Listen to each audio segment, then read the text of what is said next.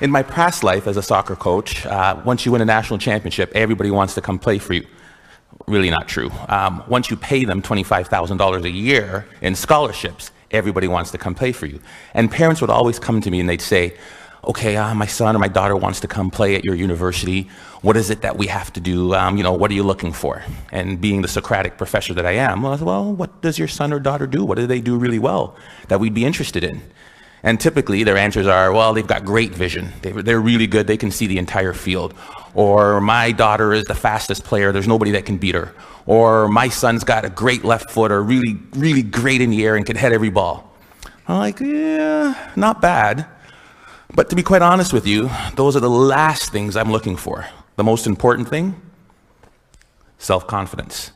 Without that skill, and I use the word skill intentionally, without that skill, we are useless as a soccer player. Because when you lose sight or belief in yourself, we're done for.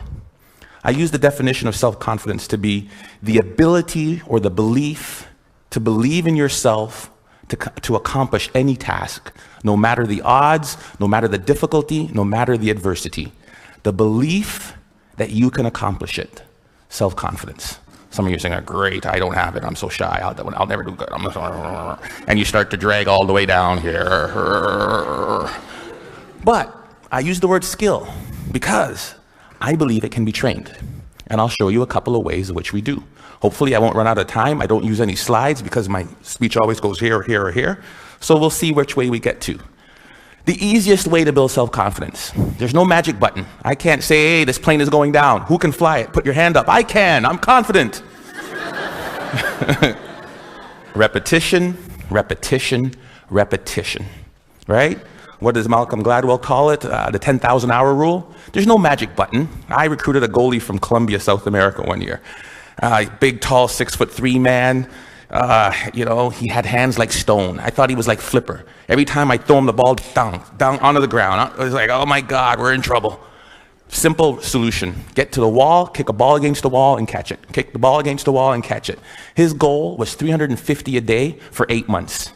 He came back, his hands were calloused. The moisture on his hands were literally gone. He is now playing in Europe. Magic? No. Repetition, repetition, repetition. The problem is we expect to be self-confident, but we can't be unless the skill or the task we're doing is not novel, is not new to us. We want to be in a situation where we've had so much pressure in that, and what I mean, because pressure builds diamonds, we want to be in a situation where, hey, I've done this 1,000 times. I did my speech, and I practiced in front of the mirror. Hey, I'm sounding good. And then I went in front of my kids and my wife. I was like, oh gosh, got a little nervous. And then I get in front of the Glenn Gould. Oh my goodness, I'm a little more nervous. By the time I get to the ACG, where 2,500 people, can't say any more, right? 2,500 people, where 2,500 people are there, I won't have a single ounce of nervousness because of my ability to practice, right? Over and over and over again. The problem with repetition is, how many of us bail after the first bit of failure? How many of us bail after the first bit of adversity? Edison was on that video. And depends who you ask, there's anywhere from 1,000 to 10,000 tries to build that light bulb. 1,000 to 10,000. J.K. Rowling should be on that video. You know how many publishers she took her Harry Potter book to? I believe the number was 12 or 13. I'm pretty confident, but after 2 or 3 no's, I'd be like, dang it. After 6 or 7, I'm like, maybe not. Definitely after 9 or 10, I'd be looking to be a soccer coach or something else beside an author, right? I mean, 12 times somebody said no. But practice, practice, practice, and do not accept failure. Maybe it shouldn't be repetition. Maybe the answer should be persistence, because we all repeat something, but very few of us really will persist. So that's one way to build self-confidence. Get out there. Do what you want to do and accept no, do not accept no. The other one is self-talk. We all have a self-talk tape that plays in our head. Anybody go shopping and put on a pair of pants this week? If you're a woman, the first thing that always comes, damn, I look fat in these pants. And if you're a man, it's the opposite. Oh God, I have no muscle, I'm so flabby, right? We all have this tape that plays in our head. As a student, if they asked me the question, it was like, oh, gee, please, professor, don't pick me. I don't know the answer. I look down, right?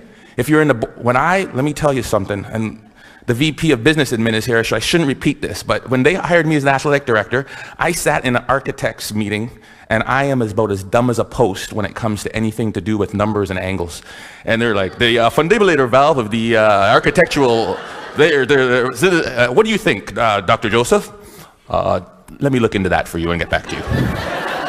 Right? I was sitting there, God, please don't ask me. Please don't ask me. We all have this negative self-talk that goes in our head. Guess what? There's enough people that are telling us we can't do it, that we're not good enough. Why do we want to tell ourselves that? We know for a fact that thoughts influence actions. We saw it there with the video Sheldon, Dr. Levy showed, right? We know that our thoughts influence actions. Why do we want to say that negative self-talk to ourselves? We need to get our own self-affirmations. Muhammad Ali, what was his self-affirmation? I am the greatest. Who else is going to tell you? There need to be quiet moments in your bedroom, quiet moments when you're brushing your teeth, that we need to reaffirm, I am the captain of my ship and the master of my fate. That is my affirmation. I came from a school of 1,000 people. I lived in a town of 1,000 people for 15 years. There's no reason that I should be in charge of an athletic department building Maple Leaf Gardens. But I am the captain of my ship and the master of my fate. If I don't say it, if I don't believe it, no one else will. How do you build self-confidence? Get away from the people who will tear you down. There's enough of that. Muhammad Ali, I am the greatest. There is no one better than me. It's a difference between hubris and ego and false pride. It's just reminding yourself in quiet, silent moments. I put it down on the list. It's right beside my mirror, right? About all the things that make me who I am. Because I make enough mistakes, and the newspapers will recognize it, and people around me will recognize it, and they'll tear me down. And pretty soon I'll begin to believe it. There was a time when my confidence was really low. There was a time when I took this job, when I came from Iowa, I don't know if I could do it. I had to bring out my self-confidence letter. A letter I wrote to myself when I was feeling good. Ivan, congratulations on getting your PhD before 40. I am 40, under. Congratulations on winning a national championship. Good job on raising 3 good kids and marrying the right woman. I wrote a letter to myself. It was my own brag sheet, my own letter about the things I was proud of. Because there are moments, and we'll all experience them in our career, in our life, and our job hunting and our relationships, when we are not feeling good about who and what and where we are. And I had to bring out that letter and read it time and time again for a period of about 2 weeks to weather me through that storm. It was important. Stop the self-talk, the negative self-talk. If you'll watch, you'll see some athletes, they'll have a little bandage or a little brand around them. Lance Armstrong's a perfect one. What's his self-affirmation? Live Strong isn't a brand. It was to remind him of who he was. Live strong. Then it came a brand. He would move that from one arm to the next arm when doubt and fear came into his mind. Live strong. Put it on there. Let's go. We'll all have it. Replace it. 2 ways to build self-confidence. Worried about my time, I'm going to tell you of one way that you can build self-confidence in others. We are coaches and educators. We are teachers. We are people who will create value in the world. And in doing that, we are critical by the nature of what we do. I am a coach. I want you to score a goal. Ball went over high. Dang it, the ball went high. Thank you, coach. I know that. Feedback tells me that. So what do? I need you to put your elbow or here. I need you to put your knee over the ball. I need you to follow through. Boom, land, great. Notice I never made it as a professional. What can we do? We fix mistakes. When I'm fixing that mistake, Johnny, this is terrible. You need to bend your knee. You need to do this. What have I done to Johnny's self-confidence? Bend your knee. Think of this. Do this. Next thing you know, Johnny's crushed. Ignore what Johnny does wrong and find Bob or Sally or Frida over here. Great goal, Frida. I loved how you kept your knee low, you followed through, and you landed like this. Great job. Johnny, oh, great. Johnny's not demoralized. His confidence isn't shot. And what I've done is I've built up Frida's. Imagine how we could change the way we parented kids. Instead of, get that glass off the counter, what's wrong with you? If we catch them while they're good. Great job. Great job. Thank you, Alice, for taking your glass to the counter. It sounds simple, but we forget about it. Or as educators, or somebody as a team, if we manage to praise the positive behavior that we wanted to reinforce. We forget it. It sounds so simple. Catch them when they're good. We forget it. It's simple. Here's what they did. There was a study in Kansas that did this. They did video, and we all do video, and we showed the video of them doing the run of the play. This goal happened because the basket wasn't protected. We didn't rotate here right. We needed to do this and then to cover the slot. And if that's the baseline, improvement of the Kansas State team went like this. Then they said they ignored all of that, and they just showed them the times they did it right. The times they did it perfect, that presented no goals, spoke to the same points, improvement went like that. It changed and revolutionized the way we as coaches interact with our student athletes.